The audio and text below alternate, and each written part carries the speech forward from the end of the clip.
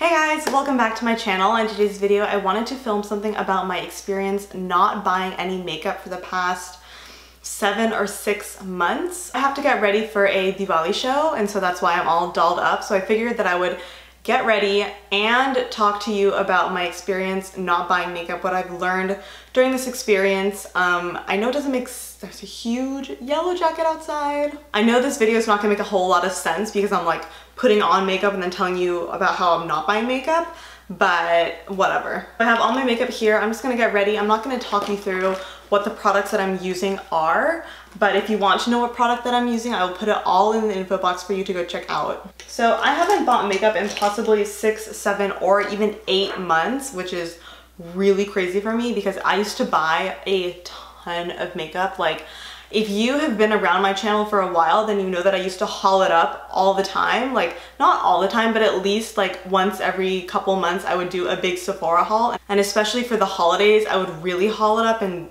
go a little crazy at Sephora. But I mean, I've really toned it down, I'm not gonna lie. And the reason why I decided to tone it down is because frankly, I was spending way too much I was spending way too much money on makeup, and it was just really hurting myself financially. I was being pretty irresponsible with all my money choices and everything. And so I just decided suddenly on a whim that I was going to do a no-buy. And I broke my no-buy exactly 2 times, and once was to buy this palette, this Natasha Denona Lila palette. This was a gift to myself for graduating from engineering school. So I don't really count that. And then I also broke my no-buy to do a video. I did a $20 drugstore makeup challenge. And so I broke my no-buy to do those 2 things. But other than that, I have not bought any new makeup.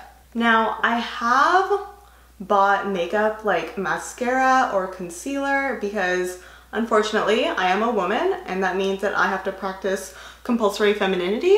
And so I have bought makeup for those things because when I go to work, I'm expected to look professional, and to look professional I have to wear makeup.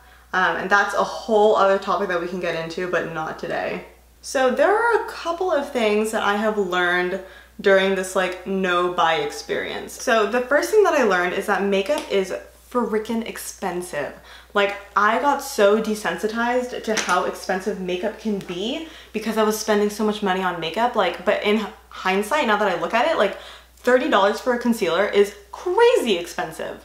And this has nothing to do with like how well off I am or like how much I make. It's like objectively $30 for this concealer, the NARS Radiant Creamy Concealer. That's like a little crazy. So that was definitely the first thing that I learned, is that makeup is really expensive, and I got really desensitized to it because I was buying so much makeup all the time.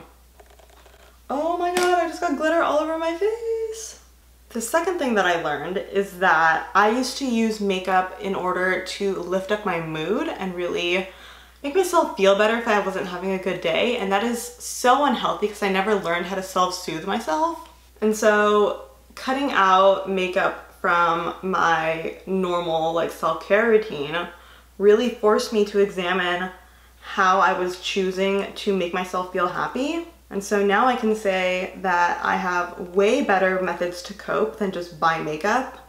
I feel like makeup addiction isn't like a real thing in the way that real addiction to like drugs or alcohol is a real thing, but I feel like it can come really, really close because makeup addiction can ruin your life in the sense that you don't really understand like what you have, and you just spend your money and you spend your money and you spend your money until there's no money left. I understand like a beauty YouTuber, their whole job is to review makeup and everything.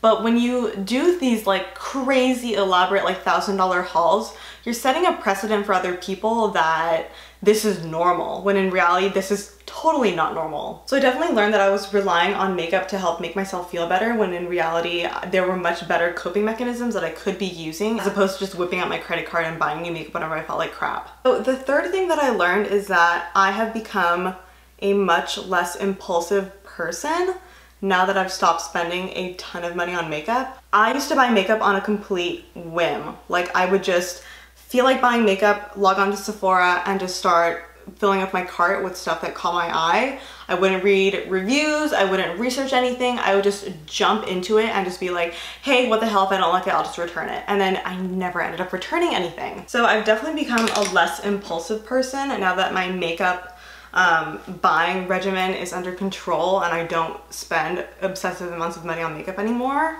The fourth thing that I learned that I think is the most important thing that I like realized is that there is this really toxic culture in the beauty community and in the beauty industry that we need it all, and that more is more. And in reality, more is not more. I truly feel like the excess of choices that we have makes us really unhappy. And so that's just a personal belief that I have. Let's talk about it in the comments. And in fact, I want to talk about all of my points in the comments. I know that you guys are experiencing the same thing that I am. You've kind of reached a head in the beauty community where like enough is enough. People are becoming really more aware of these things. And so I feel like now is a great time to talk about these things.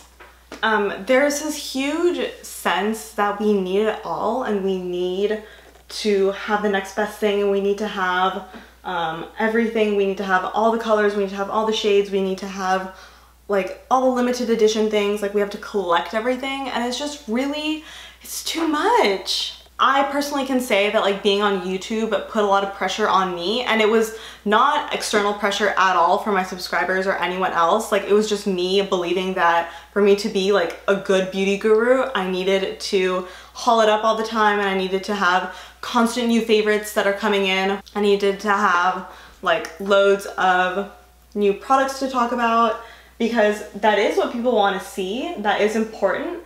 But at the same time, like, I'm not doing this professionally, this is for fun. Like, and it just got to a point where it wasn't fun anymore because I was just spending so much money on hauls that it just didn't feel authentic anymore.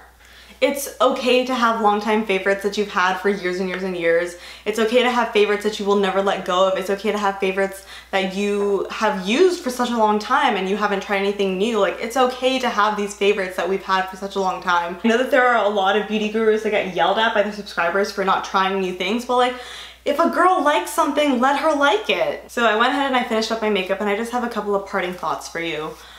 First of all, makeup addiction, I want to talk about whether or not you think it's real or not. Like, obviously I don't think it amounts to the same quite gravity as like drug or alcohol addiction, but makeup addiction, like, let's talk about it. Is it a real thing? Do we think it's a real thing? Let's just talk about it. So to quickly summarize the things that I learned, first of all, makeup is really expensive. 2, I was dependent on makeup in order to boost my mood. 3, I became a less impulsive person when I stopped buying so much makeup. And 4, there is a huge toxic kind of culture in the beauty community that more is more, and we need to really address this and talk about this. So I know I've done a makeup breakup video before where I talked about when I first started not buying makeup, but this is kind of like my 8-month summary check-in to be like, this is how I've felt during the 8 months. I don't miss buying makeup at all. Like, I get the itch occasionally to buy makeup, especially with like the new holiday releases that I mean.